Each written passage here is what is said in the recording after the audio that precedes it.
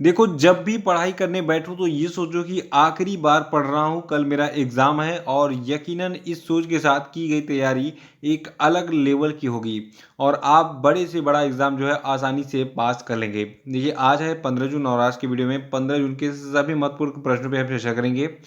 देखिए, आज के जितने भी करंट अफेयर के प्रश्न हैं, ये सभी मोस्ट इम्पोर्टेंट है आपकी सभी आगामी परीक्षाओं के लिए। तो बने रहिए शुरू से लास्ट तक वीडियो में और वीडियो के लास्ट में जो 5 क्वेश्चन आपसे पूछे जाते हैं, इनका आंसर ज़रूर दिया कीजिए। देखिए, आप इस वीडियो को पूरा देखने के बाद इसकी पीडीएफ फाइल है उसको भी डाउनलोड कर सकते हैं नीचे डिस्क्रिप्शन बॉक्स में और जो हमारा टेलीग्राम चैनल है वहाँ पे इस वीडियो के पीडीएफ की जो है लिंक मिल जाएगी। और देखिए, जो लोग हैं वो चैनल को सब्सक्राइब कर लेंगे, साथ में बेल आइकन प्रेस करके वीडियो को लाइक और शेयर भी कर देंगे। तो चलिए शुरू करते हैं। देखिए, आज का हमारा पहला और सबसे मोस्ट इम्पोर्टेंट प्रश्न है कि विश्व रक्तदाता दिवस किस तिथि को मनाया जाता है। तो देखिए, विश्व रक्तदाता दिवस यानी कि वर्ल्ड ब्लड डोनर डे को मनाते हैं हम 14 जून को। और 2022 के विश्व रक्तदाता दिवस की थीम है रक्तदान करना एकजुटता का कार्य है, प्रयास में शामिल हों और जीवन बचाएं। याद रखेगा, 2022 के विश्व रक्तदाता दिवस की थीम क्या है? रक्तदान करना एकजुटता का कार्य है, प्रयास में शामिल हों और जीवन बचाएं। देखिए, जो आपका विश्व रक्तदाता दिवस 2022 है, इसका मेजबान देश इस साल मैक्सिको था। अगर एग्जाम में पूछा जाए कि विश्व रक्तदाता दिवस 2022 का मेजबान कौन था, तो ये था मैक्सिको। और जो मैक्सिको था, इसने एक कार्यक्रम जो है 14 जून को आयोजित किया था मैक्सिको सिटी में, क्या सेलिब्रेट करने के लिए, विश्व रक्तदाता दिवस मनाने के लिए। देखिए, जो आपका WHO यानी कि विश्व स्वास्थ्य संगठन है, इसने 2004 में कार्ल लैंडस्टीनर की जयंती 14 जून को विश्व रक्तदाता दिवस के रूप में शुरू किया था और घोषित किया। और देखिए, इस घोषणा के लगभग एक साल के बाद यानी कि मई 2005 में 58वीं ग्लोबल हेल्थ असेंबली के दौरान WHO और इसके 192 सदस्य देशों ने लोगों के जीवन को बचाने के निस्वार्थ प्रयासों के लिए सभी देशों को रक्तदाताओं को पहचानने के लिए प्रोत्साहित करने के लिए रक्तदाता दिवस की शुरुआत की थी। तो इसको याद रखिएगा, ये इतिहास था विश्व रक्तदाता दिवस का। और अगला प्रश्न है कि मई 2022 के लिए किसे ICC men's players of the month चुना गया। तो देखिए, ICC men's players of the month चुना गया है एंजेलो मैथ्यूज को। अब सवाल ये उठता है कि एंजेलो मैथ्यूज जो है ये किस देश के खिलाड़ी हैं। तो देखिए, ये श्रीलंका के बहुत ही बेस्ट बल्लेबाज हैं, ठीक है। तो अभी हाल ही में अंतर्राष्ट्रीय क्रिकेट परिषद यानी कि इंटरनेशनल क्रिकेट काउंसिल ने घोषणा की है कि जो श्रीलंका के बल्लेबाज हैं जिनका नाम है एंजेलो मैथ्यूज, ये जो है पुरुष श्रेणी में यानी कि ICC men's player of the month होंगे। और ICC women's player of the month चुना गया है पाकिस्तान की जो तूबा हसन है इनको, ठीक है। तो पाकिस्तान की तूबा हसन को ICC female player of the month चुना गया है। याद रखिएगा किस महीने के लिए इनको चुना गया है, मई महीने के लिए। और देखिए, आईसीसी की बात करें तो आईसीसी का जो हेडक्वार्टर है ये बहुत बार पूछा गया है। देखिए, इंटरनेशनल क्रिकेट काउंसिल का मुख्यालय दुबई संयुक्त अरब अमीरात में है और वर्तमान में इसके सीईओ हैं जियोफ एलार्डिस, ठीक है। और इसके अध्यक्ष हैं ग्रेग बार्कले। और आईसीसी की स्थापना कब हुई थी? 15 जून 1909 को। तो आज 15 जून भी है और आज जो है आईसीसी का स्थापना दिवस है यानी कि इंटरनेशनल क्रिकेट काउंसिल का स्थापना दिवस है। अगला प्रश्न है कि खेलो इंडिया यूथ गेम्स 2021 का खिताब किसने जीता। देखिए, खेलो इंडिया यूथ गेम्स काफ़ी पॉपुलर गेम है भारत का और ये जब भी आयोजित होता है तो उसमें पूछा जाता है कि खेलो इंडिया यूथ गेम्स में कौन सा राज्य पहले स्थान पर रहा। तो आइए इन सभी चीज़ों को हम जान लेते हैं कि इस राज्य ने कितना पदक जीता और किस स्थान पर रहा। देखिए, खेलो इंडिया यूथ गेम्स 2021 का खिताब जीता है हरियाणा ने और हरियाणा इस साल का मेजबान राज्य भी था खेलो इंडिया यूथ गेम्स का, इसको याद रखिएगा। देखिए, जो खेलो इंडिया यूथ गेम्स है इसमें हरियाणा ने 52 स्वर्ण पदक, 39 रजत पदक और 46 कांस्य पदक जीते हैं, जिससे इसका कुल जो पदक तालिका में स्थान था ये पहला था। और इन कुल पदकों की संख्या कितनी हो गई थी इन दोनों 52, 39 और 46 को मिलाकर 137। यानी कि हरियाणा ने कुल 137 पदक जीते हैं और ये किसी भी राज्य के द्वारा जीते गए सबसे अधिक पदक हैं। और देखिए, दूसरे स्थान पर जो है जो आपका महाराष्ट्र है, महाराष्ट्र रहा। महाराष्ट्र जो है ये 45 स्वर्ण, 40 रजत और 40 कांस्य पदक जीतकर कुल 125 पदकों के साथ पदक तालिका में दूसरे स्थान पर रहा। और कर्नाटका जो आपका है ये 22 स्वर्ण पदक, 17 रजत और 28 कांस्य पदक के साथ 67 पदक जीतकर पदक तालिका में तीसरे स्थान पर था। और देखिए जो खेलो इंडिया यूथ गेम्स 2021 था, इसकी शुरुआत 4 जून को कई स्थानों पर हुई, जिसमें हरियाणा का जो पंचकुला है यहाँ पर बड़ी संख्या में आयोजन किया गया। और इस गेम का यानी खेलो इंडिया यूथ गेम्स 2021 का जो समापन है ये 13 जून को हुआ हाल ही में। और ये खेलो इंडिया यूथ गेम्स का चौथा संस्करण था जो कि इस साल आयोजित किया गया था। तो खेलो इंडिया यूथ गेम्स से संबंधित सारे फैक्ट मैंने बता दिए हैं, इसको नोट कर लीजिएगा, एग्जाम में सारे प्रश्न आपको यहाँ से मिल जाएंगे। चौथा प्रश्न है कि हाल ही में संयुक्त राष्ट्र महासभा जो है इसने बहुभाषावाद पर एक भारत प्रायोजित प्रस्ताव अपनाया, जिससे पहली बार अभी हाल ही में किस भाषा का उल्लेख किया गया। तो देखिए हिंदी भाषा को सम्मान मिला है। हिंदी हमारी मातृभाषा है, राष्ट्रभाषा है। हिंदी हमारी जान और एक तरीके से कहा जाए हमारी आत्मा है, ठीक है। और हिंदी को सम्मान मिला है यूनाइटेड नेशंस जनरल असेंबली यानी कि संयुक्त राष्ट्र महासभा में। याद रखिएगा, संयुक्त राष्ट्र महासभा ने बहुभाषावाद पर एक भारत प्रायोजित प्रस्ताव अपनाया, जिसमें पहली बार हिंदी भाषा का उल्लेख किया गया है। आपको बता दूं ये पारित प्रस्ताव संयुक्त राष्ट्र को हिंदी भाषा सहित आधिकारिक और गैर सरकारी भाषाओं में महत्वपूर्ण संचार और संदेशों का प्रसार जारी रखने के लिए प्रोत्साहित करता है। और इसके अलावा इस संकल्प में पहली बार बांग्ला भाषा और उर्दू भाषा का भी उल्लेख किया गया। और देखिए बात करें अगर यूनाइटेड नेशंस जनरल असेंबली यानी कि संयुक्त राष्ट्र महासभा की, तो देखिए इसके प्रेसिडेंट है वर्तमान में अब्दुल्ला शाहिद। इनका नाम जरूर याद रखिएगा, एग्जाम में पूछा जाएगा।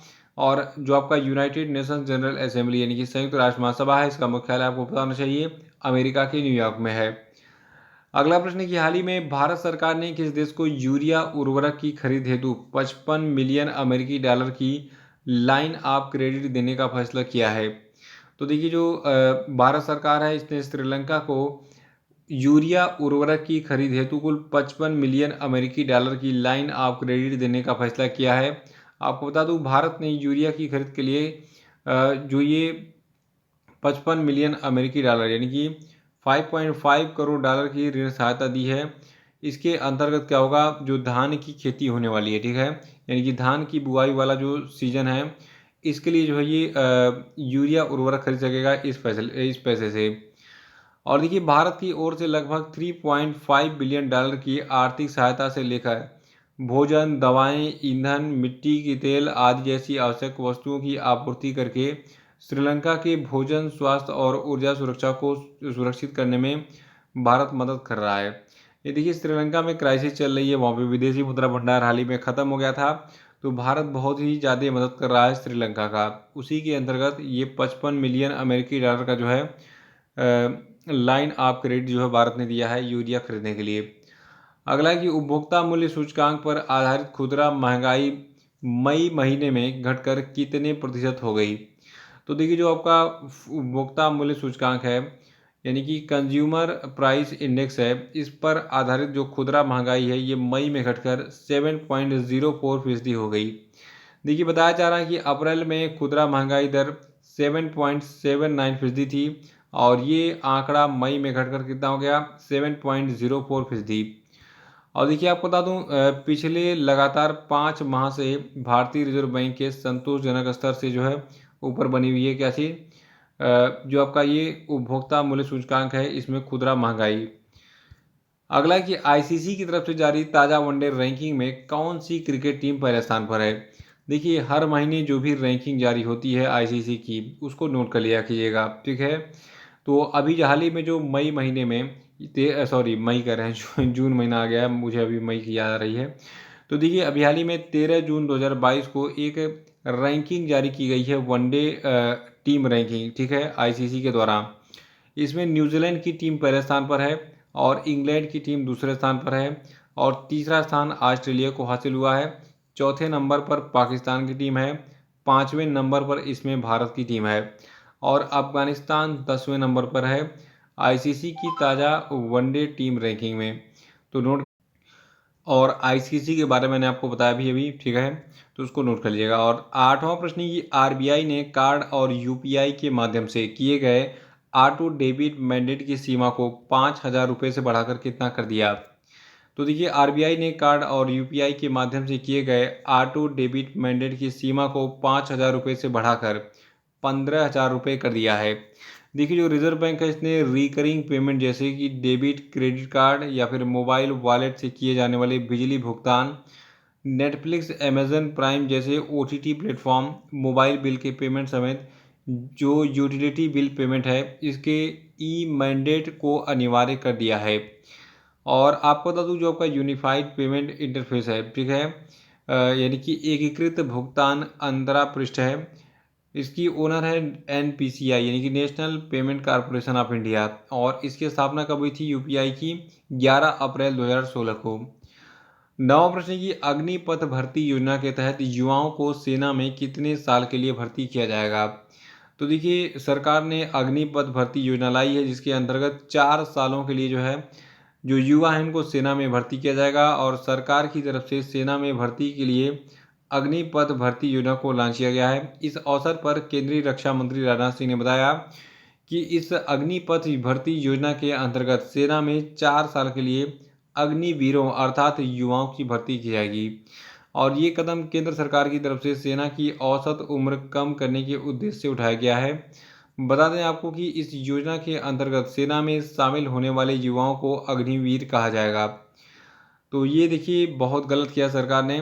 देखिए पहले 60 साल तक जो है लोग जो है नौकरी कर सकते थे आर्मी में, और कभी कभी तो जो है कुछ मतलब इसकी आयु सीमा कम ज़्यादा होती रहती है, लेकिन ये बहुत गलत है कि केवल 4 सालों के लिए युवाओं को जो है रोज़गार मिलेगा, किसमें? आर्मी में। देखिए इंडियन आर्मी में दो तरीके से बच्चे जाते हैं। पहला तो उनके अंदर देशभक्ति जो है भरी होती है कूट कूट की, वो देश की रक्षा करना चाहते हैं, देश के लिए अपना तन मन और सब कुछ न्यौछावर करना चाहते हैं, इसलिए जो है आर्मी में जाते हैं। और कई सारे लोग होते हैं वो रोज़गार के लिए आर्मी ज्वाइन करते हैं, ठीक है, दोनों कारण होते हैं।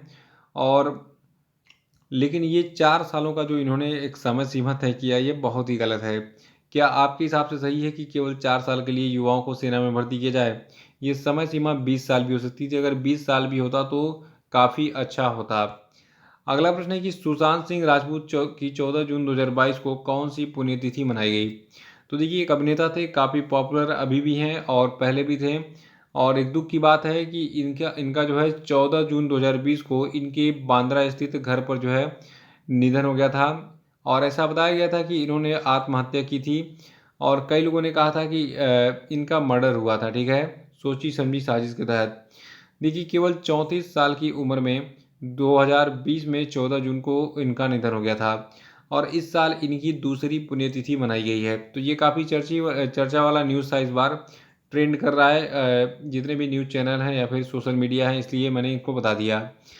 तो ये थे आपके आज के सभी धमाकेदार प्रश्न, और अब हम बात करेंगे आज के सभी क्वेश्चन आउट पे। तो सभी लोग कमेंट बॉक्स में आंसर देने के लिए तैयार रहें। पहला प्रश्न आपके लिए कि किस देश में अब गांजा रखना और उसकी खेती करना अपराध की श्रेणी में नहीं माना जाएगा, बताइए। दूसरा कि किस देश ने हाल ही में पहली बार फीफा ई नेशंस कप 2022 के लिए क्वालिफाई किया। और तीसरा कि अंतर्राष्ट्रीय एल्बिनिज्म जागरूकता दिवस कब मनाया जाता है, बताइए। और चौथा कि किस देश की महारानी दुनिया की सबसे लंबे समय तक राज करने वाली राजशाही बन गई हैं, बताइए। पांचवा कि भारत के 74वें ग्रैंड मास्टर कौन बने? इनका नाम जरूर याद करके जाइए किसी भी एग्जाम में, और इनका नाम नहीं पता तो कल का वीडियो देख के उसको रिवाइज कर सकते हैं आप। और अब हम बात करेंगे कल के पूछे गए सभी क्वेश्चन अपडेट के सही उत्तरों की। देखिए वीडियो का पहला प्रश्न था कि बाल श्रम के खिलाफ विश्व दिवस कब मनाया जाता है, तो ये 12 जून को मनाया जाता है। और दूसरा था कि UNCTAD की विश्व निवेश रिपोर्ट में भारत का किस स्थान पर है, तो देखिए भारत इसमें 7वें स्थान पर है। और तीसरा था कि ड्रोन नीति को मंजूरी देने वाला पहला राज्य कौन बना, तो ये राज्य हिमाचल प्रदेश है। चौथा था कि 2022-23 सीजन के लिए धान का MSP 1940 रुपये से बढ़ाकर प्रति क्विंटल कितना कर दिया गया है, तो देखिए धान का जो MSP है इसको 1940 से बढ़ाकर 2040 रुपये प्रति क्विंटल कर दिया गया है। और देखिए पांचवा जो था ये था कि किस संगठन ने 6 जून को अपनी 25वीं वर्षगांठ मनाई है, तो देखिए बिम्स्टेक ने अपनी 25वीं वर्षगांठ 6 जून को मनाई हाल ही में। तो इसी के साथ ये वीडियो समाप्त होता है। बने रहिए वीडियो में, डेली का वीडियो देखते रहिए। जय हिंद, जय भारत।